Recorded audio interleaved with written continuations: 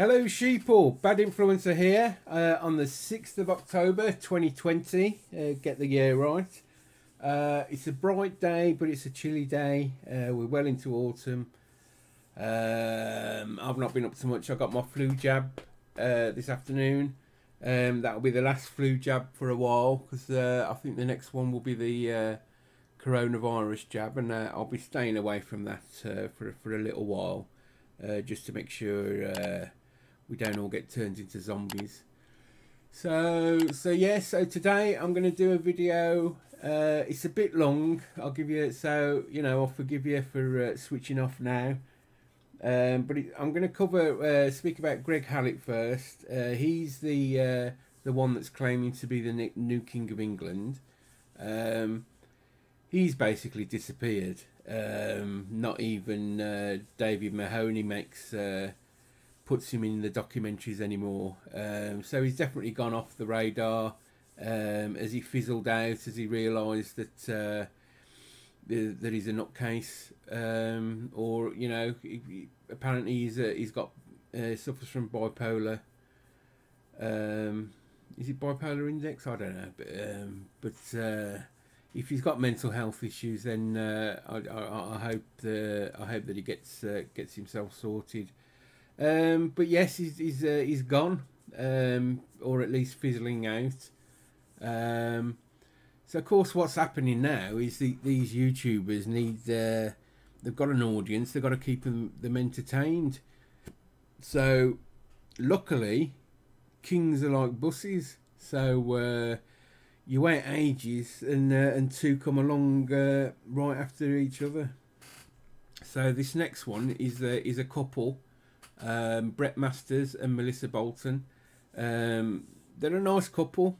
I think if I lived next door to them, you know, we'd probably be friends and probably get on. They seem like a you know, nice couple.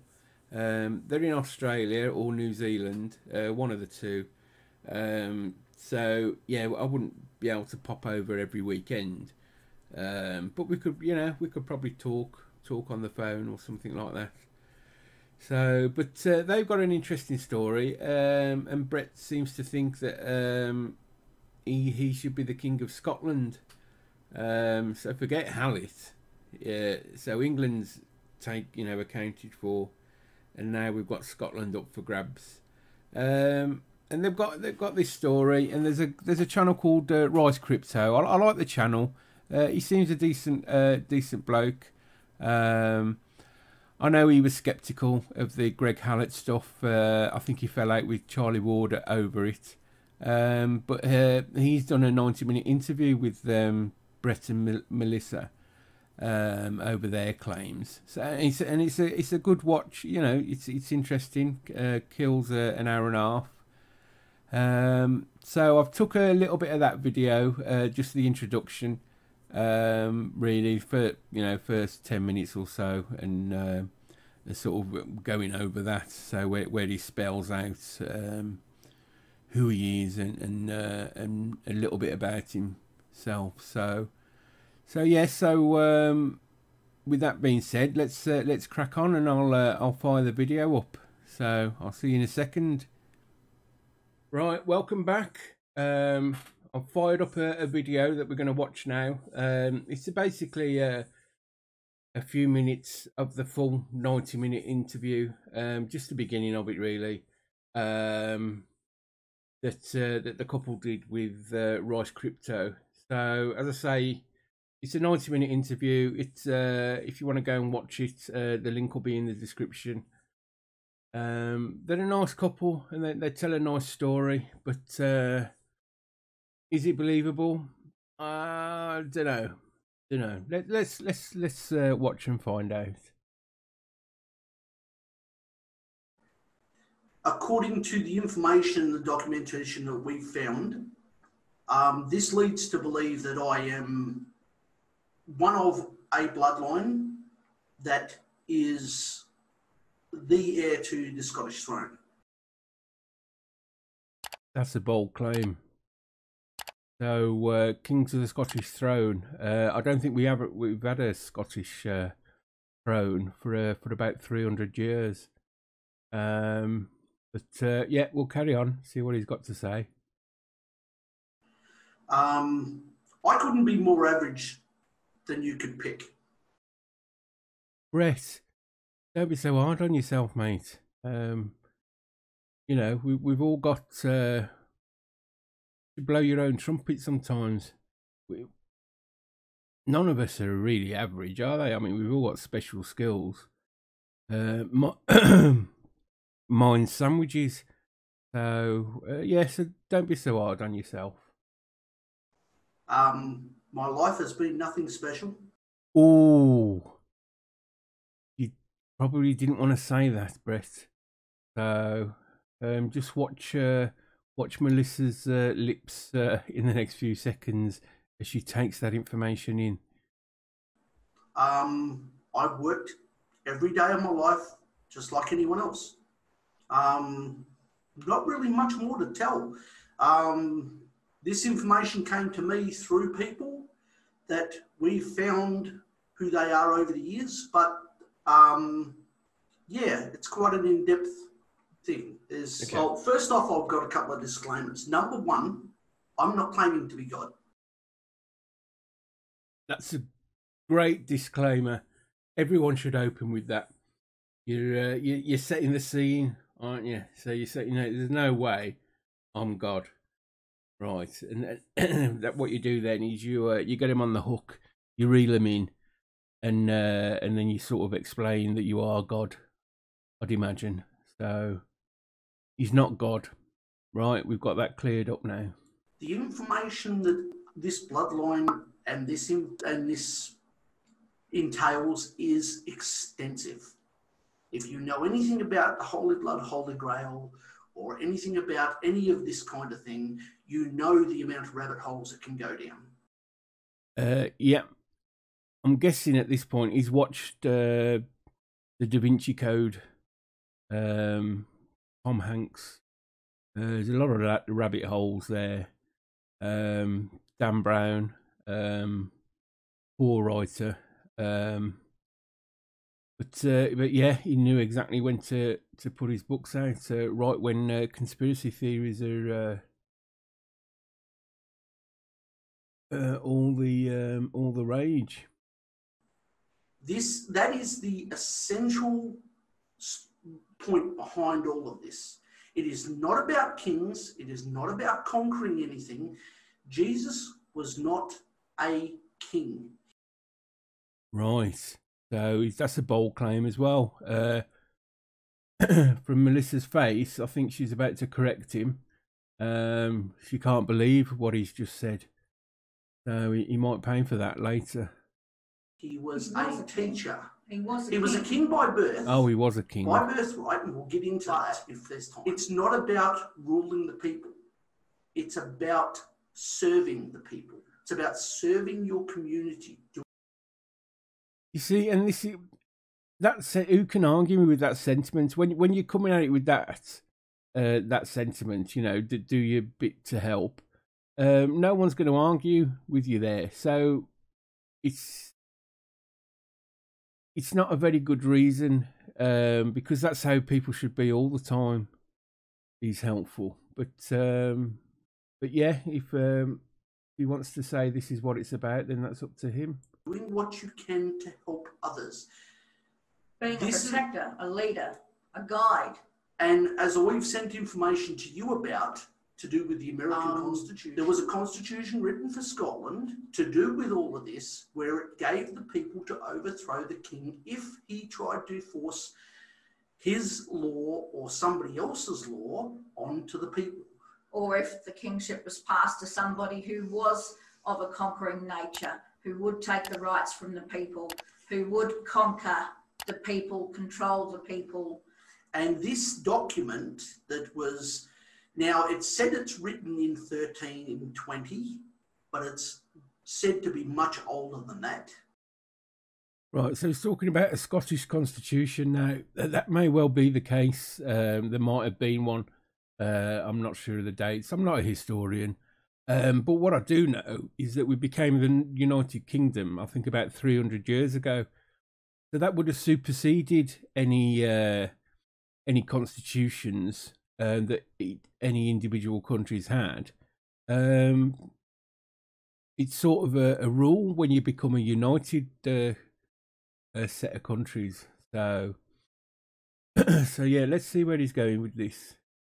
And we have proof to you. This is basically the what's the word I'm looking for? It's the preempt to the American Constitution. Preempt to the American Constitution.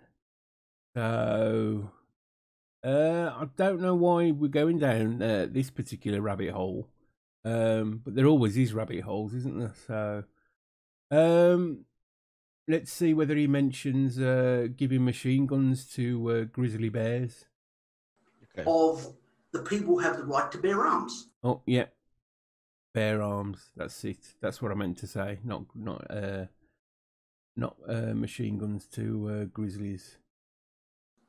This is where it come from. It came from the Knights Templar, from Scotland, from all this area.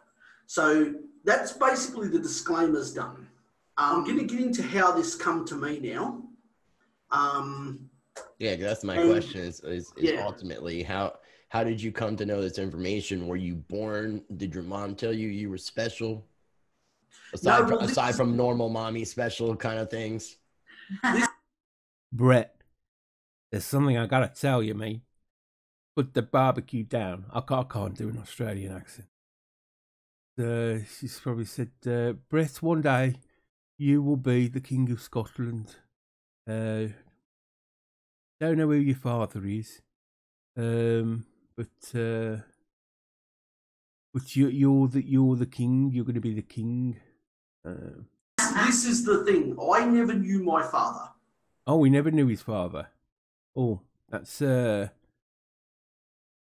not probably an admission you want to make when you're claiming to be part of the male bloodline. So let's see where he's going with this. I had never met him. He left before I was born. As I said, I'm a normal person. These things happen in families.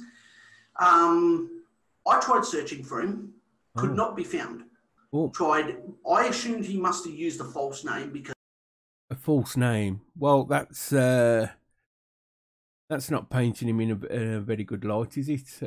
He came along, had a relationship with your mother, and buggered off. Because he was non-existent. You couldn't find him anywhere. The guy was like a ghost. His mother did say, though, she was very adamant that she had the name certain right. of his name. She had the name right. I mean, maybe it's just me, but that's the bare minimum you'd expect from your mother, really. It would be to know your father's name. But she's adamant that she's got the name right. So why was he never found? To the point where when Brett was born, she used his father's name on the birth certificate. She was adamant that she had it correct. She had it. Then all of a sudden, many years later, my mother passed away. Oh, I'm sorry about that. She passed away. This gentleman come to the door. So I opened the door, and before I could speak, he says, I'm not here to ram religion down your throat. I'm here to tell you about your father. Oh, now this is a turn of events, isn't it? So the mom sadly passed away. Shortly after her death, a bloke turns up at the door and says, "I'm here to tell you about your father." So, interesting. Well, straight away, because I can never find him, I went, hang on, you got my attention. I bet he did. What the... Anyway, so I said to this gentleman, what do you mean you're here to tell me about my father? And he said, you need to know that you're part of a lineage.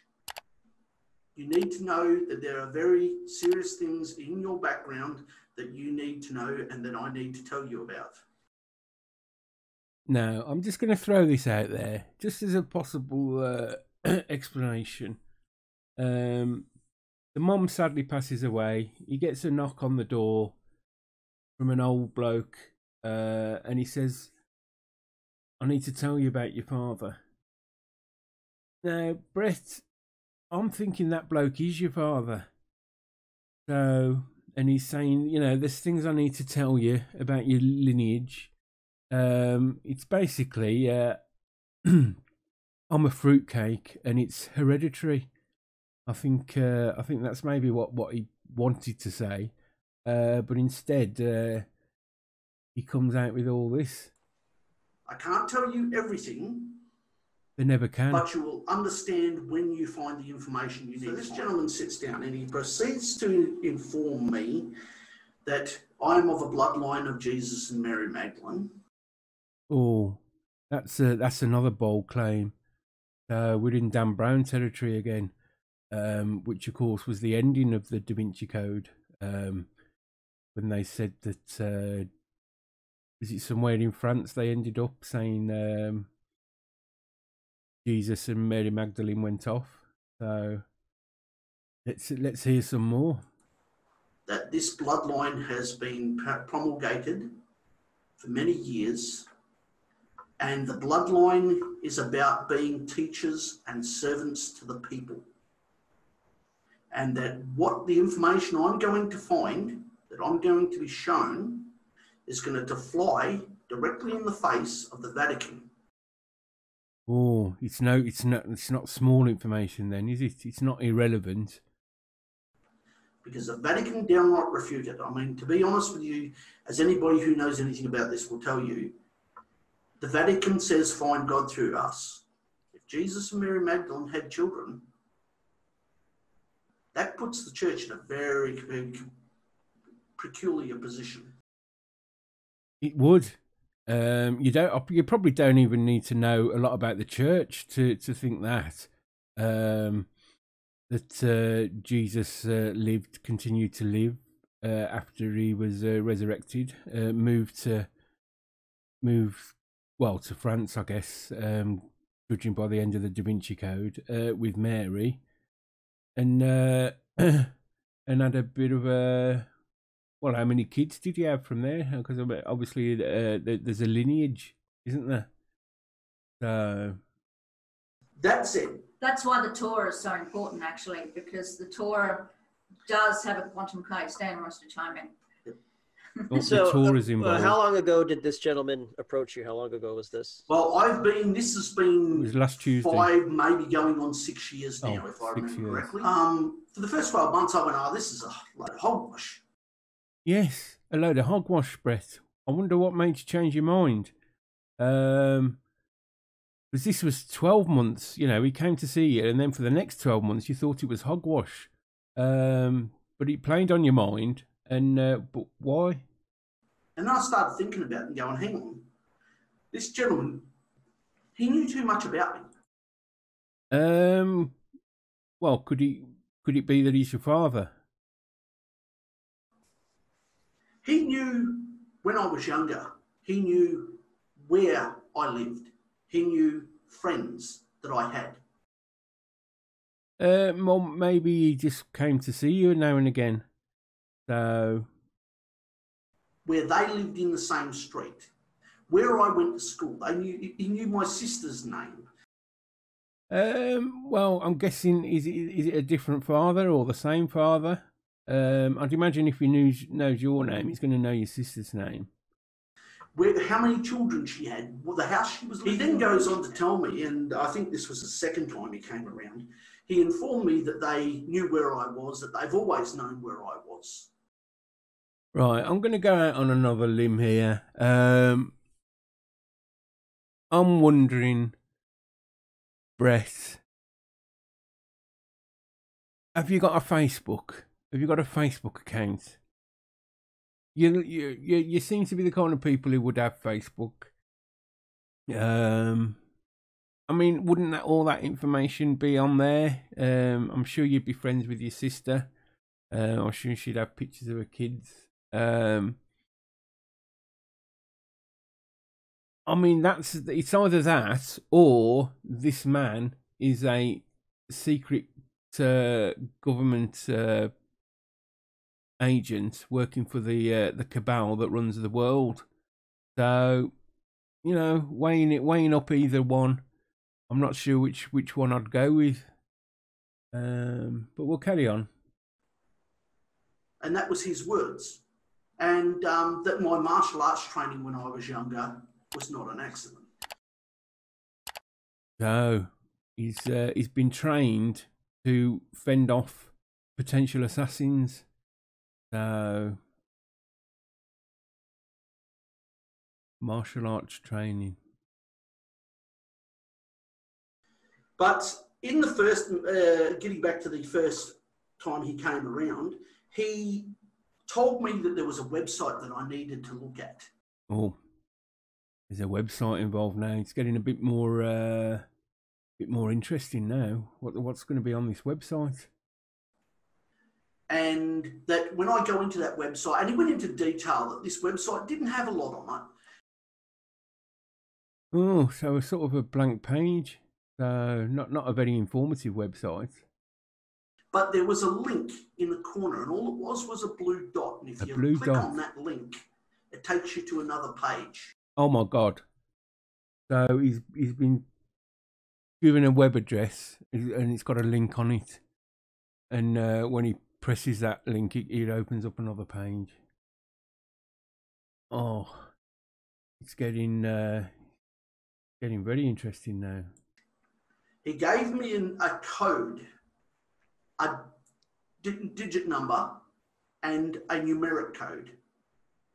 So letters and numbers. Oh, he said, you're going to have to put this in. Yeah, that's your password. When you try and enter that website. Right. And what was on it? This is like spy shit. Spy shit's one word for it. Bullshit is another. Let's just carry on. So this goes very in depth, and basically what the geometry is, it's a map of where they've been. Oh yeah, I'll just sum up because you want to go and watch the whole video, but he goes into a lot of the signs of Freemasonry and how a lot of the occult use signs and symbols, much like every Dan Brown book, really. So, yeah, we'll let him carry on. Where they are. And that was how we discovered where the family tomb was. Well, they discovered where the family tomb was. Now,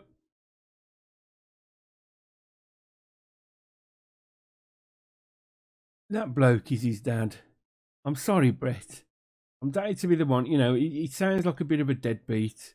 He's probably been out of your life for some time. He's found out that your mom died. And he's shown up, and rather than just say, you know, I was a deadbeat dad, he's concocted this story. Because I mean, the family tomb. I mean, wouldn't the mother know where the family tomb was? I mean, she didn't even know his real name. So it's all getting a bit of a stretch now, Brett. To be honest with you. Yes. Because Brett wasn't told where the family tomb was initially. The geometry for ourselves. The geometry leads you to a lot of proof that is out there, but it's in a way that unless you know where to look and how to read it, you won't even recognise it's hidden. Oh yeah, I hate that kind of proof. I hate it. It's the worst kind of proof, isn't it? The proof that you can't see or know what it is. That's definitely the worst kind. In plain sight, and I'll give you an example of this bloodline. There's two sides of it. Oh, and now there's two sides of the bloodline. So we need a good, like any Dan Brown book, we need an enemy and a hero. So I think Brett's gonna break it down for us now. There's a side that wants power and control, and there's a side that wants the people to be free. The side that wants the people to be free the good guys. Got a lot of knowledge that comes from Buddhism, Hinduism, spirituality. They've got capes, all the same message. Superpowers. Those who have the other side of things are the bankers. Ah, now we've hit it now, haven't we? The bankers. It always comes back to the Jews, doesn't it? Let's just confirm that. They're the Rothschilds. Mm. They're the Bilderbergs. Now, there are some people that have got on the internet and put them all in the same group, which is Hitler did that. understandable because they are all of the same bloodline. But when you understand how it's divided up, you come to the realization that a lot of the royal families and the Bilderbergs and the Rothschilds and all that kind of thing, they go back to Constantine. Wasn't Keanu Reeves Constantine? Now, Constantine was not part of the bloodline. People think he was, but he wasn't. He was actually in the service of the Merovingian kings. He was a Salian Frank. He was not a Merovingian king. People think the Merovingian kings were a group of people. Yeah. The Merovingian kings were a royal bloodline. Oh. Let's make that clear. They were a royal bloodline. Right. Yeah.